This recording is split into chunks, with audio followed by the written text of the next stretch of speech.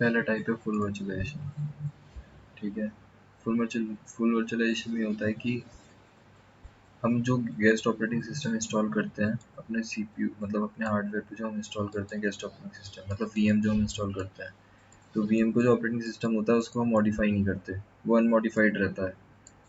तो उससे क्या होता है कि जो वीएम होता है उसको पता नहीं होता, वीएम को पता नहीं होता कि उसको वर्चुअलाइज किया गया है। मतलब जो भी हाइपरवाइजर होता है वो हाइपरवाइजर उसको वो हाइपरवाइजर उसको हाइपरवाइजर वीएम को रिसोर्सेज जो प्रोवाइड करता है, जो वर्चुअल रिसोर्सेज प्रोवाइड करता है, एक्चुअल रिसोर्सेज के ऊपर जो वर्चुअल रिसोर्सेज प्रोवाइड करता है, तो उस वीएम के जो ऑपरेटिंग सिस्टम होता है उसको लगता है कि ये वर्चुअल रिसोर्सेज उसके खुद के वर्चुअल रिसोर्सेज है, असली डेडिकेटेड रिसोर्सेज है, जबकि ऐसा नहीं होता। दूसरी चीज़ ये कि जब वो अनमॉडिफाइड होता है तो क्या होता है कि मतलब ये वीएम है मेरा, ये हाइपरवाइजर है और ये हार्डवेयर है। तो जब मेरे वीएम को कुछ भी प्रोसेसिंग करनी है या डेटा स्टोर करना है, तो ये हाइपरवाइजर को कॉल करता है और ये हाइपरवाइजर हार्डवेयर को कॉल करता है। ठीक है, ये होता है सॉफ्टवेयर असिस्टेड। ये होता है सॉफ्टवेयर असिस्टेड। अब आजकल नई टेक्नोलॉजी आई है जिसमें हार्डवेयर जो होता है उसी में छोटा सा पार्ट वर्चुअलाइजेशन लाइब्रेरीज के लिए होता है। वर्चुअलाइजेशन लाइब्रेरीज हार्डवेयर में ही, मतलब मेरे सीपीयू में ही वर्चुअलाइजेशन टेक्नोलॉजी वीटी वीटी बोलते हैं, वर्चुअलाइजेशन टेक्नोलॉजी इनेबल्ड होगी, इंटेल वीटी या एएमडी वीटी। ये टेक्नोलॉजीज इनेबल्ड होंगी जिससे कि क्या होगा कि ये जो मेरा वीएम है ये डायरेक्टली हार्डवेयर से कांटेक्ट कर सकता है बिना बीच में हाइपरवाइजर के। ठीक है, तो ये जो डायरेक्ट जब कांटेक्ट कर रहा है तो वो हुआ हार्डवेयर असिस्टेड। और ये जो हाइपरवाइजर के थ्रू कर रहा है ये हुआ मेरा सॉफ्टवेयर असिस्टेड। ठीक है,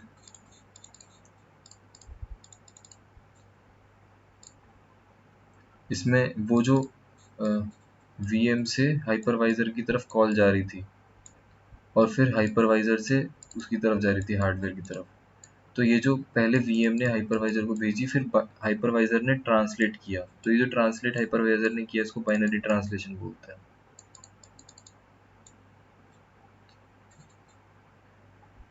ठीक है,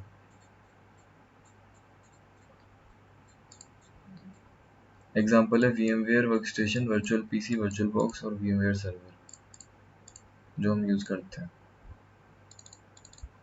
ये देखो इसमें डायग्राम में दिखाया है कि user application guest operating system से बात कर रही है, गेस्ट ऑपरेटिंग सिस्टम हाइपरवाइजर से बात कर रहा है जिसमें बाइनरी ट्रांसलेशन हो रहा है।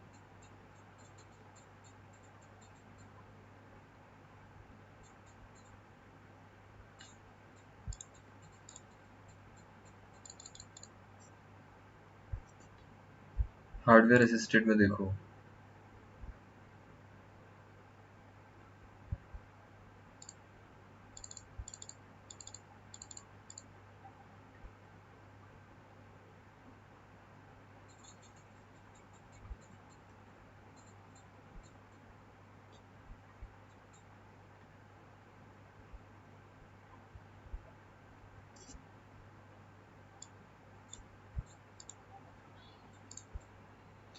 हाइपरवाइजर करता है मेरे हिसाब से तो।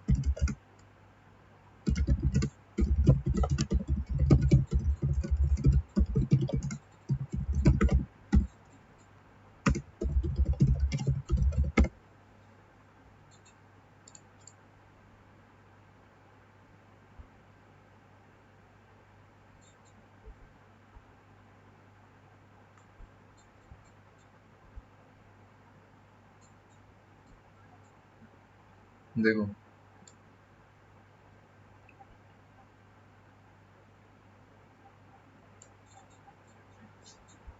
हाइपरवाइजर के पास होता है बाइनरी ट्रांसलेटर, मतलब हाइपरवाइजर करता है। ठीक है,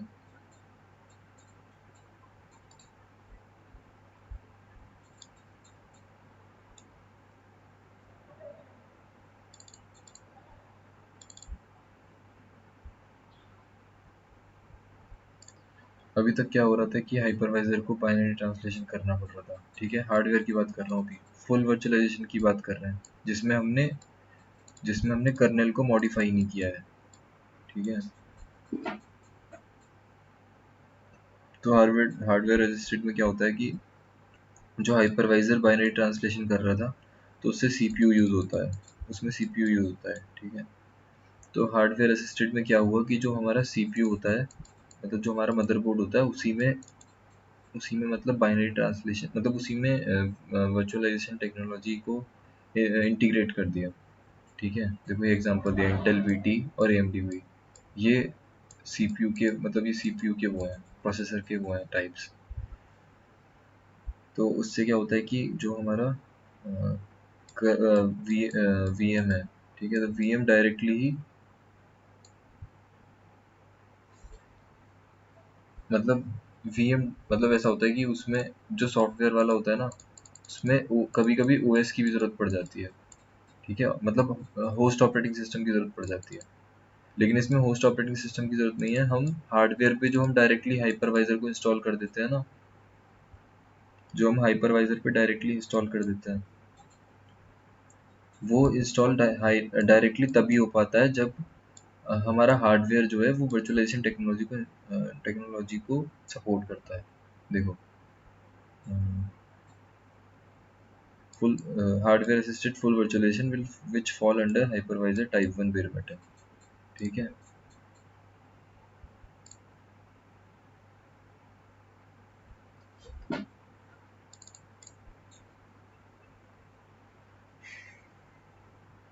तो इसमें क्या होता है कि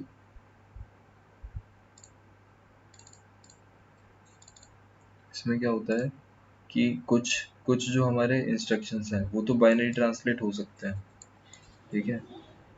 लेकिन जो हमारे मतलब जो इम्पोर्टेंट इंस्ट्रक्शंस हैं वो डायरेक्ट हार्डवेयर से कांटेक्ट कर सकता है, ठीक है। ये हार्डवेयर असिस्टेड का है, ये हार्डवेयर असिस्टेड है। अभी तक ये चीज़ याद रखना कि फुल वर्चुअलाइजेशन में हमने कर्नेल को मॉडिफाई नहीं किया है, ठीक है। इसके बाद पैरा वर्चुअलाइजेशन आता है। इससे पहले क्या हो रहा था कि वर्चुअल मशीन को पता नहीं लग पा रहा था कि उनको वर्चुअलाइज किया गया है। जो हाइपरवाइजर उनको रिसोर्स प्रोवाइड करता था, तो वर्चुअल मशीन समझती थी ये मेरे लिए dedicated virtual machine, dedicated resources है, ठीक है। अब पैरा वर्चुअलाइजेशन क्या कहता है कि इन्होंने जो वर्चुअल मशीन है उसके कर्नल में थोड़ा सा चेंज कर दिया। चेंज क्या कर दिया कि जो अभी तक बाइनरी ट्रांसलेशन हाइपरवाइजर कर रहा था, वो बाइनरी ट्रांसलेशन की लाइब्रेरीज इन्होंने कर्नल में डाल दी, वीएम के ही कर्नल में डाल दी। तो वो जो वीएम होता है, वो जब उसको, हाँ, एक तरह से ड्राइवर्स ऐड कर दिए, एपीआई ऐड कर दी, ये ड्राइवर्स भी कह सकते हैं। तो वो जो वीएम था, वो वीएम ही अब हाइपर कॉल भेजता है, ठीक है। हाइपरवाइजर को हाइपरवाइजर को हाइपर कॉल भेजता है, जो कि बाइनरी ट्रांसलेट करने की जरूरत नहीं पड़ती।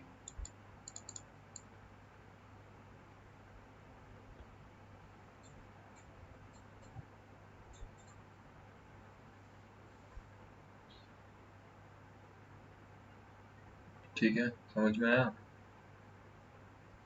मतलब इसमें हमने गेस्ट ऑपरेटिंग सिस्टम जो हमने वीएम इंस्टॉल की थी उसके कर्नल को मॉडिफाई करके उसमें एपीआई डाल दी, जो बाइनरी ट्रांसलेशन खुद करके देगा। मतलब वो वीएम ही अपने हिसाब से, मतलब वो वीएम ही उस सिस्टम के हिसाब से इंस्ट्रक्शन भेजेगा खुद ही। हाइपरवाइजर को कुछ एक्स्ट्रा टास्क करने की जरूरत नहीं है कि वो इंस्ट्रक्शन को कन्वर्ट कर रहा है बाइनरी ट्रांसलेशन में, ठीक है। इन दिस, देखो ये पढ़ो, in this virtualisation method guest source codes will be modified with sensitive information to communicate with the host. Guest operating system require extension to make API call to the hypervisor.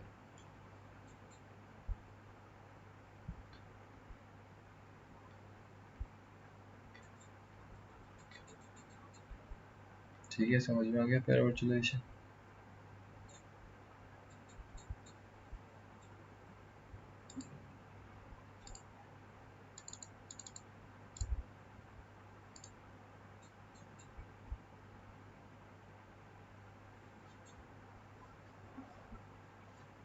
देखो ये पैरावर्चुअलाइजेशन क्या है, जिसमें modified guest colonel है और वो hyper call भेज रहा है हाइपरवाइजर को और हाइपरवाइजर उसको ऑपरेट कर रहा है।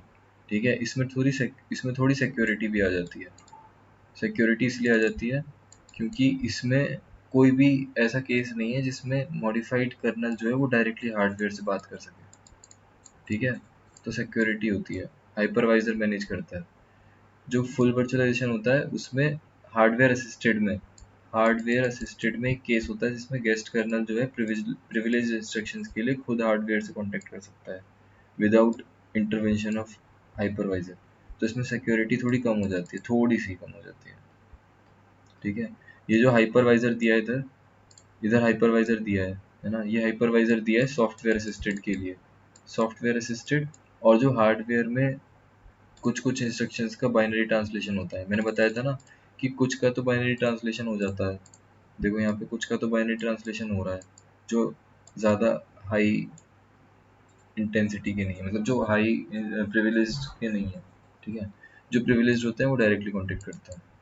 तो वहाँ पे जो हाइपरवाइजर प्रेजेंट है वो इसीलिए प्रेजेंट है कि जो प्रिविलेज्ड है वो तो डायरेक्ट बात करेंगे और जो प्रिविलेज्ड नहीं है वो हाइपरवाइजर से होते हुए। ठीक है, और जो सॉफ्टवेयर असिस्टेड है वो तो हाइपरवाइजर के थ्रू ही बात करेगा।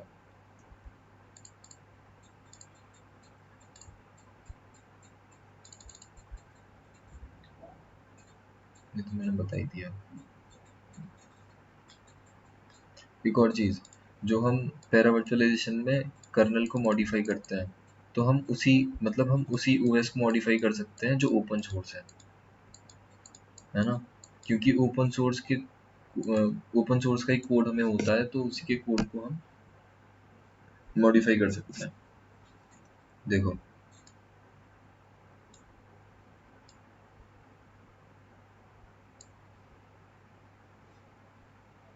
ठीक है,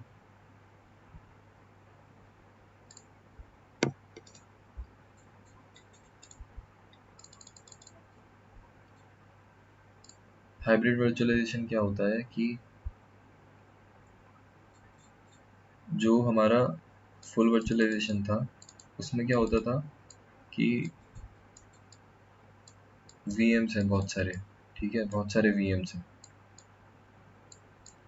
तो जब बहुत सारे वीएम्स हैं तो ये सारे अपने इंस्ट्रक्शंस भेजते हैं हाइपरवाइजर को। हाइपरवाइजर तो एक ही होता है ना। तो ये हाइपरवाइजर सब सारे इंस्ट्रक्शंस की बाइनरी ट्रांसलेशन करता था। तो बहुत सारे आते थे तो सबके बाइनरी ट्रांसलेशन करता रहता था ये जो हाइपरवाइजर है। तो उसमें सीपीयू ओवरहेड आता था, मतलब सीपीयू बहुत ज़्यादा बिजी रहता था यही सब काम, फालतू के काम करने में, है ना। तो यूटिलाइजेशन अच्छे से नहीं हो पा रहा था, फालतू के काम करते रहता था। तो तो पहला केस तो ये हुआ कि फुल वर्चुअलाइजेशन में ये दिक्कत थी। ठीक है, अब पैरा वर्चुअलाइजेशन में दिक्कत ये थी कि किसी भी ओएस का कर्नल मॉडिफाई करना बहुत कॉम्प्लेक्स टास्क है ना, बहुत ज़्यादा कॉम्प्लेक्स टास्क है। तो मतलब इसी वजह से हम बहुत ज़्यादा पैरा वर्चुअलाइजेशन पे भी नहीं रिलाई कर सकते। ठीक है, तो उन्होंने क्या किया कि फुल वर्चुअलाइजेशन और पैरा वर्चुअलाइजेशन को मिक्स कर दिया और हाइब्रिड वर्चुअलाइजेशन बना दिया। ठीक है, उन्होंने क्या किया कि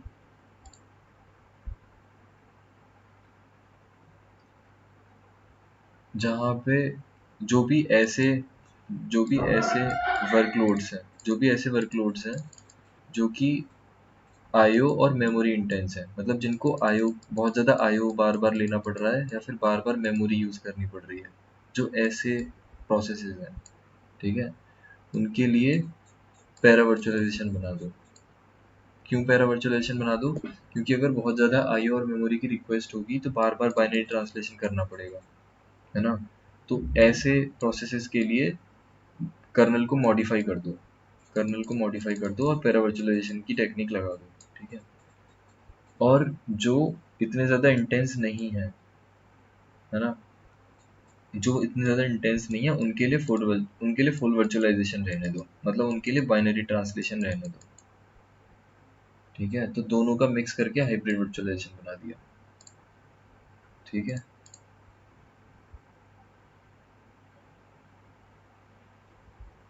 समझ में आ गया इतना अभी तक? ये तीन समझ में आ गए, फुल, पैरा और हाइब्रिड। ठीक है। ओएस लेवल वर्चुअलाइजेशन क्या है कि जब हमारे पास हार्डवेयर है, हार्डवेयर के ऊपर हमने ओएस डाला, ठीक है, या हाइपरवाइजर डाला। ओएस या हाइपरवाइजर है ना। अगर टाइप 1 है तो हाइपरवाइजर, टाइप 2 है तो पहले ओएस और ओएस के ऊपर हाइपरवाइजर, है ना। अल्टीमेटली जो भी है उसको अभी छोड़ देते हैं, उसके ऊपर हमने वर्चुअल मशीन बनाई, मुद्दा ही है, ठीक है। उसके ऊपर हमने वर्चुअल मशीन बनाई, तो होता क्या है कि इस वर्चुअल मशीन का अपना कर्नेल है, इस वर्चुअल मशीन का अपना कर्नेल है, और इस वर्चुअल मशीन का अपना कर्नेल है, ठीक है। और कर्नेल का साइज होता है सबसे ज़्यादा, कर्नेल का साइज अराउंड 1 से 2 GB तक होता है, ज़्यादा भी हो जाता है कभी कभी, ठीक है। 1 से 2 GB का साइज होता है कर्नेल। तो इसका भी कर्नेल 1 से 2 GB, इसका भी और इसका भी। तो ओएस लेवल वर्चुअलाइजेशन ने क्या कहा कि हम, अगर हमारे पास होस्ट ऑपरेटिंग सिस्टम प्रेजेंट है, अगर हमारे पास होस्ट ऑपरेटिंग सिस्टम प्रेजेंट है, मतलब कि हमारे पास हार्डवेयर के ऊपर एक होस्ट ऑपरेटिंग सिस्टम है जिसके ऊपर हम वीएम इंस्टॉल करना चाहते हैं, ठीक है। तो अगर हमारे पास होस्ट ऑपरेटिंग सिस्टम प्रेजेंट है तो हम इन सारी मशीन्स के लिए इस होस्ट का ही कर्नल यूज़ करेंगे, इस होस्ट का ही कर्नल यूज़ करेंगे, अलग से इन सब में कर्नल इंस्टॉल करने की ज़रूरत नहीं है, ठीक है। तो उन्होंने क्या किया कि इसी के कर्नेल, मतलब ये सारी वीएम्स नहीं कहलाती, अब ये कंटेनर कहलाता है, ठीक है। अब ये वीएम नहीं कहलाएगा, अब ये कंटेनर कहलाएगा। तो ये जो सारे कंटेनर्स हैं ये एक ही होस्ट ऑपरेटिंग सिस्टम के कर्नल को यूज़ करेंगे, ठीक है। जिससे क्या होगा, मतलब अभी तक देखो, जब हम ऑपरेटिंग सिस्टम इंस्टॉल करते हैं तो 2 GB, 3 GB, 4 GB तक साइज चला जाता है, ठीक है। अगर हम एक ही कर्नल बना देते हैं तो इन सब, ये जो कंटेनर है इनका साइज MBs में पहुंच जाएगा, 12 MB, 50 MB। तो कितना ज़्यादा आसान हो जाएगा इसको इंस्टॉल करना और इधर उधर माइग्रेट करना, इतना छोटा सा साइज, है ना। तो इसमें ये जो कंटेनर होता है, इसमें क्या होता है, सिर्फ इसकी रन टाइम लाइब्रेरीज होती हैं, मतलब सिर्फ उसी कंटेनर की लाइब्रेरीज होती हैं और उसके ऊपर के एप्लीकेशन वगैरह होता है, वो तो हम अलग से ऊपर उसके इंस्टॉल करते हैं एप्लीकेशन वगैरह। रन टाइम लाइब्रेरीज और सपोर्टिंग लाइब्रेरीज होती हैं बस उसमें, ठीक है, हर वीएम, हर कंटेनर में। और अगर मान लो होस्ट ऑपरेटिंग सिस्टम नहीं होता है, मतलब मान लो हमारा टाइप 1 है, मतलब हार्डवेयर है, हाइपरवाइजर है, और उसके ऊपर ओएस नहीं है, ठीक है। तो क्या होता है कि हाइपरवाइजर की तो ज़रूरत ही नहीं है, अब हम वीएम तो इंस्टॉल कर नहीं रहे, कंटेनर इंस्टॉल कर रहे हैं। तो क्या करते हैं, हार्डवेयर के ऊपर एक कर्नेल यूज़ करते हैं और उस कर्नेल के ऊपर बाकी सारे ओएस यूज, मतलब कंटेनर यूज़ करते हैं, ठीक है।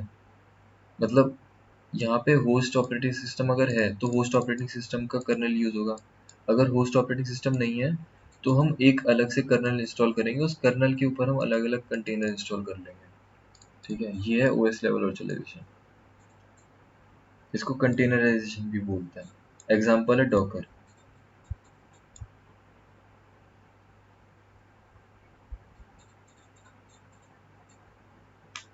ठीक है,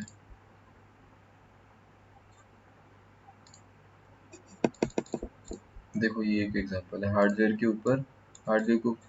के ऊपर ये कंटेनर है, ओ कर्नल है, और कर्नल के ऊपर ये 3 कंटेनर है, ठीक है। एप्लीकेशन और डेस्कटॉप वर्चुअलाइजेशन मैंने अभी पढ़ा नहीं है, पर मैं देखता हूँ अगर मेरे को ऐसे समझ में आएगा तो। उससे पहले 1 मिनट रुको।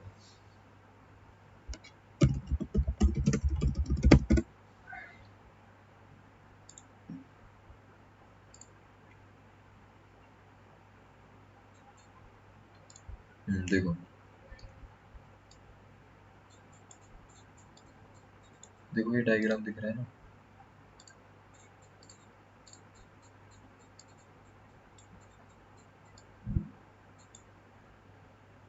ये चीज़ आ नहीं रही है, वैसे डरना मत, ये आ नहीं रहा है अभी सिलेबस में नहीं है, बस मैंने दिखाने को दिखाया है। देखो इंफ्रास्ट्रक्चर एज अ सर्विस में क्या होता है, ऑपरेटिंग सिस्टम तक वो लोग मैनेज करते हैं, ठीक है। अब क्या होता है, ऑपरेटिंग सिस्टम हमने यहाँ पे इंस्टॉल कर लिया, ठीक है। तो अगर मैं वीएम इंस्टॉल करूँगा तो मतलब जब मैं वीएम इंस्टॉल करता हूँ, मैंने ये डायग्राम तो ऐसे दिखाया था कि अगर मैं वीएम इंस्टॉल करता हूँ तो मेरा वीएम देखो ये होता है, अरे सॉरी, ये मेरा एक वीएम होता है, ठीक है, VM1। इसी तरह से एक और वीएम आएगा एक ही हार्डवेयर पे, मान लो ये मेरा हार्डवेयर है एक, ठीक है। नेटवर्किंग, स्टोरेज, सर्वर, वर्चुअलाइजेशन, यहाँ तक मेरा हार्डवेयर है। ये वर्चुअलाइजेशन जो है ये हाइपरवाइजर की बात है, ये हाइपरवाइजर ही है, ये जो वर्चुअलाइजेशन लिखा है, ठीक है। और ये जो ऑपरेटिंग सिस्टम है ये VMware का, ये मतलब क्या कहते हैं, किसी भी VM का जो कर्नल होता है, जो ऑपरेटिंग सिस्टम का कर्नल होता है उसकी बात चल रही है, ठीक है। तो मैं ये बताना चाह रहा हूँ कि अगर हम VM बनाएंगे तो मेरे को यहाँ से लेके यहाँ तक इतना बार बार क्लोन करना पड़ेगा, मतलब क्लोन मतलब अलग अलग इंस्टॉल करना पड़ेगा। ये VM1 है, ये VM2 है ना। तो ऑपरेटिंग सिस्टम का कर्नल जो है वो रिपीट हो रहा है दोनों में, ठीक है। तो कंटेनराइजेशन यानी OS लेवल वर्चुअलाइजेशन क्या कहता है कि आप ऑपरेटिंग सिस्टम एक रखो, ऑपरेटिंग सिस्टम एक रखो, बल्कि मिडलवेयर भी एक रखो, ठीक है। इसके ऊपर बस रन टाइम लाइब्रेरीज और डेटा और एप्लीकेशंस अलग अलग हो जाएंगी। तो बस इतना पार्ट है जो कंटेनर का होगा, एक कंटेनर 1 कंटेनर 2, ठीक है। ये होता है कंटेनराइजेशन। समझ में आ गया?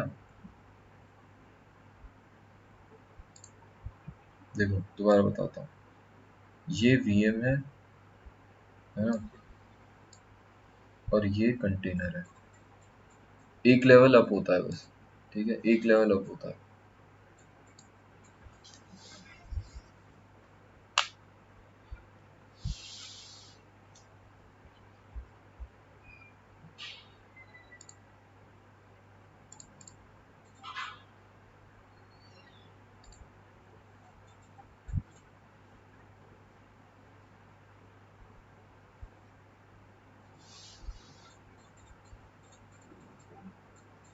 अब देखो एप्लीकेशन और डेस्कटॉप वर्चुअलाइजेशन, ठीक है।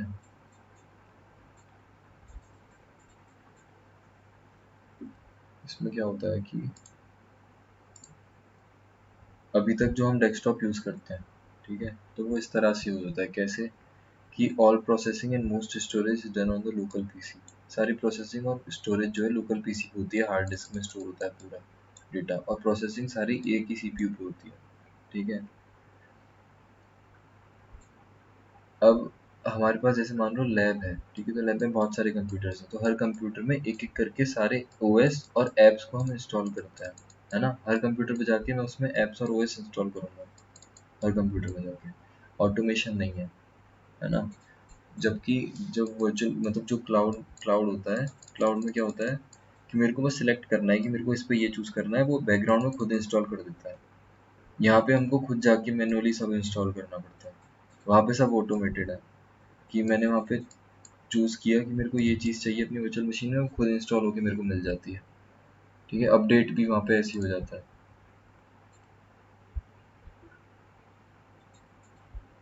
और क्या है इसमें, फाइल शेयर सारी स्टोरेज, ठीक है। एप्लीकेशन इसमें अपडेट करने के लिए हर हर उस पे जाके अपडेट करना पड़ता है ना, आज के जो कंप्यूटर होते हैं उसमें।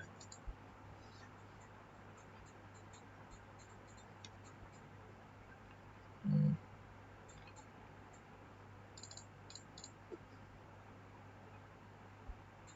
देखो ये चीज़ तो समझ में आ रही होगी ना, टू मैनी पीसी, बहुत सारे कंप्यूटर्स होते हैं एक ही लैब में, टू मच टाइम ऑन। अच्छा, ठीक है, आ गया, ठीक है।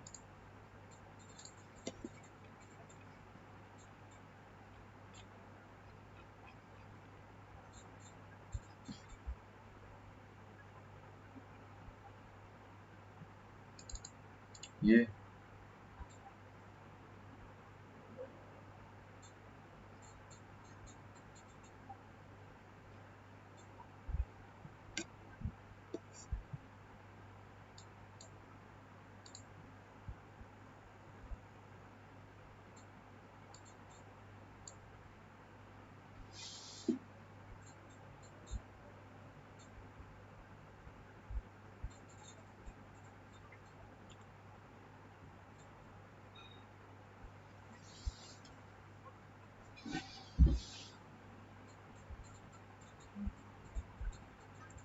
इसमें क्या होता है कि एप्लीकेशन वो होता है ना, एप्लीकेशन वर्चुअलाइजेशन जो होती है, उसमें हम क्या करते हैं कि एप्लीकेशन वर्चुअलाइजेशन में क्या होता है, जैसे किसी और का कंप्यूटर, मैं अपने कंप्यूटर पे आरडी वो रिमोट होस्ट से लॉगिन कर पा रहा हूँ, ठीक है। अगर मैं किसी और का जो सिस्टम है वो अपने सिस्टम पे लॉगिन कर पा रहा हूँ रिमोट होस्ट से, ठीक है, तो क्या होगा कि जैसे ये उसका डेस्कटॉप है जो मैंने चला रखा है, ठीक है। नॉन नेटिव एनवायरनमेंट का मतलब है, नॉन नेटिव एनवायरनमेंट का मतलब है जो एप्लीकेशन का खुद का एनवायरनमेंट नहीं है, मतलब दूसरे के एनवायरनमेंट पे, मेरे एनवायरनमेंट पे, ठीक है, दूसरे का मैं जब यूज़ कर रहा हूँ अपने कंप्यूटर पे, मैं दूसरे का रिमोट होस्ट से लॉगिन किया हुआ है ना। तो उससे क्या होता है कि इस प्रोग्राम के पास डायरेक्टली तो एक्सेस है नहीं, इस प्रोग्राम के पास डायरेक्टली तो एक्सेस है नहीं ड्राइवर्स का या लाइब्रेरीज का, ड्राइवर्स का या लाइब्रेरीज का, है ना। तो जब डायरेक्ट एक्सेस नहीं है तो यहाँ पे क्या होता है कि वर्चुअल ड्राइवर्स होता है, वर्चुअल ड्राइवर्स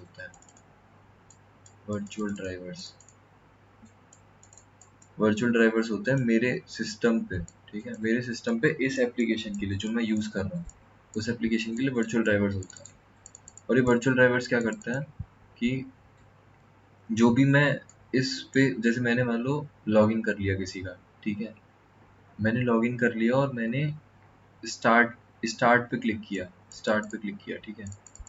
तो जब मैंने उस पर क्लिक किया तो मेरे माउस बटन से जो मैं सिग्नल गया वो किसी वो इस ड्राइवर तक पहुंचना चाहिए, है ना, इस ड्राइवर तक पहुंचना चाहिए, ये एक्चुअल मशीन के ड्राइवर है, ये एक्चुअल मशीन के ड्राइवर है, ठीक है।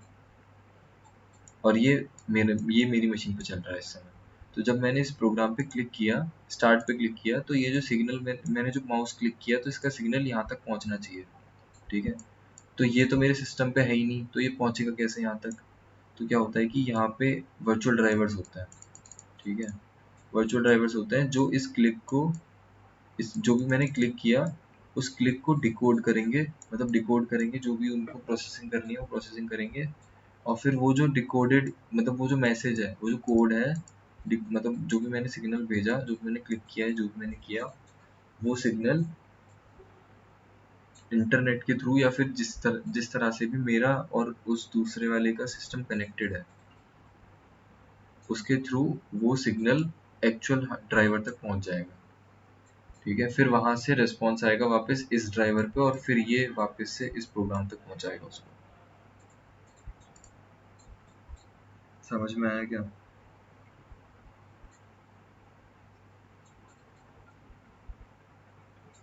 अच्छे से आ गया पक्का?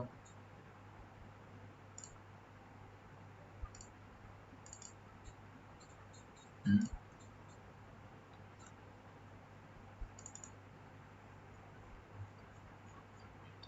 ठीक है, और बताओ।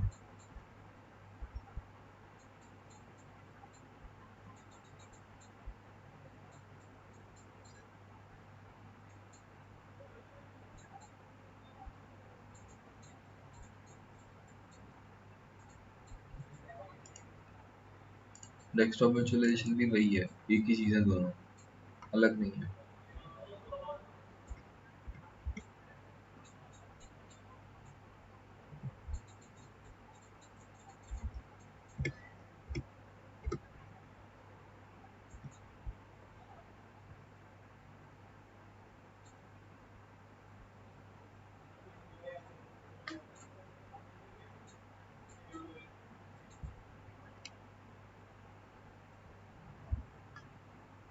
मतलब ऐसा होता है देखो कि ऐसा होता है कि एक मिनट, जब मैं किसी का डेस्कटॉप किसी के डेस्कटॉप को एक्सेस कर रहा हूँ, है ना, जब मैं किसी के डेस्कटॉप को एक्सेस कर रहा हूँ तो उसमें एप्लीकेशंस हैं, ठीक है, बहुत सारी एप्लीकेशंस हैं। तो जब मैं उस एप्लीकेशन पे क्लिक करूँगा तो वो एप्लीकेशन भी मेरे डेस्कटॉप पे आएगी, है ना। वो एप्लीकेशन जो उसके उसके डेस्कटॉप पे है, वो वो एप्लीकेशन मेरे भी डेस्कटॉप पे आएगी, है ना, तो वो एक्चुअल में मेरे डेस्कटॉप पे नहीं है, तो वो वर्चुअल वर्चुअल एप्लीकेशन है एक तरह से। तो इसको एप्लीकेशन वर्चुअलाइजेशन बोलते हैं। और वो जो पूरा डेस्कटॉप में यूज कर रहा था उसको डेस्कटॉप वर्चुअलाइजेशन बोलते हैं, मतलब डेस्कटॉप वर्चुअलाइजेशन का पार्ट है एप्लीकेशन वर्चुअलाइजेशन। डेस्कटॉप वर्चुअलाइजेशन के अंदर मैं उस एप्लीकेशन को यूज कर रहा हूँ, तो वो एप्लीकेशन वर्चुअलाइजेशन हो जाएगा। देखो यहाँ पे लिखा है desktop and application virtualization working together. Application virtualization decouples application from the OS, मतलब जो एक्चुअल एक्चुअल सिस्टम पे ओएस है ना, उससे डीकपल करता है। डीकपल मतलब उससे इंडिपेंडेंट कर देता है। They don't require install and are more easily manage, मतलब जब मैं डेस्कटॉप अपने डेस्कटॉप पे दूसरे के डेस्कटॉप को यूज करके एक एप्लीकेशन एक्सेस कर रहा हूँ, है ना, तो ऐसा तो है नहीं कि वो एप्लीकेशन जो मैं एक्सेस कर रहा हूँ वो इस पे इंस्टॉल हुई हो, है ना, ऐसा तो है नहीं इंस्टॉल हुई हो, वो उस पे इंस्टॉल्ड है, बस मैं उसको एक्सेस कर रहा हूँ, है ना। तो तो यही एप्लीकेशन वर्चुअलाइजेशन का काम होता है। जब भी मेरे को कोई अपने सिस्टम पे एप्लीकेशन चलानी होती है तो या तो मैं उसको इंस्टॉल करूँ, लेकिन इंस्टॉल तो मैं कर नहीं रहा, तो वो एप्लीकेशन वर्चुअलाइजेशन का काम है कि वो एक्चुअल हार्डवेयर से, मतलब एक्चुअल सिस्टम जो है एक्चुअल सिस्टम से उस एप्लीकेशन को वर्चुअलाइज करके इंडिपेंडेंट ऑफ ओएस मुझे ला के डिलीवर करे। ठीक है।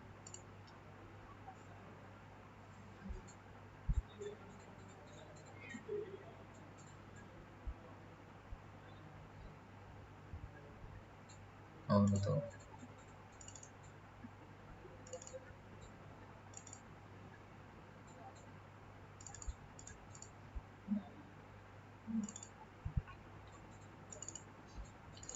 बोलो। हम्म। ठीक है ठीक।